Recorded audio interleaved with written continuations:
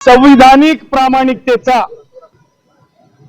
मी माननीय न्यायालयाला हे सांगत होतो की माननीय न्यायालय दलित आरक्षणाचं राजकारण कुठेतरी थांबलं पाहिजे।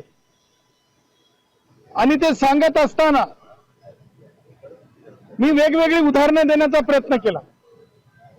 वेगवेगळ्या उदाहरणांमध्ये की जयश्री पाटील विरुद्ध मुख्यमंत्री महाराष्ट्र राज्य या केसमध्ये सर्वोच्च न्यायालयाने सांगितले की मराठा आणि कुणबी ही वेगवेगळ्या जाती आहेत।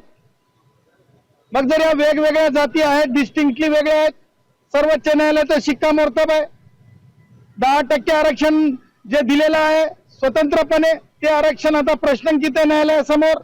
त्याच माननीय न्यायमूर्ती घुगे साहेबांच्या पीठासमोर आहे, लार्जर बेंच समोर आहे। त्या गोष्टीची पार्श्वभूमी सन्माननीय न्यायमूर्तीच्या बेंचला सांगितली। त्यानंतर दुसरा मुद्दा उपस्थित झाला, सांगितलं की परत कुणबी म्हणून आम्हाला ओबीसी टाका। आता आरक्षण कोणते कोणते?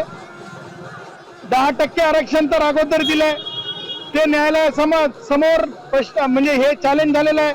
पुन्हा हे कुणबी मराठा म्हणून वेगळं आरक्षण, त्यावर माननीय न्यायालयाला आम्ही गांभीर्य हे दाखवलं की कायद्याचं राज्य आवश्यक आहे। आम्ही माननीय न्यायालयाला हे दाखवून देऊ शकलो की किती कोटी लोक मुंबईमध्ये, किती लाख लोक मुंबईमध्ये येतात, त्याचा परिणाम आता isakal.com आहे देशातील नंबर 1 ची मराठी न्यूज वेबसाईट। प्रत्येक अपडेटसाठी isakal.com ला नक्की भेट द्या।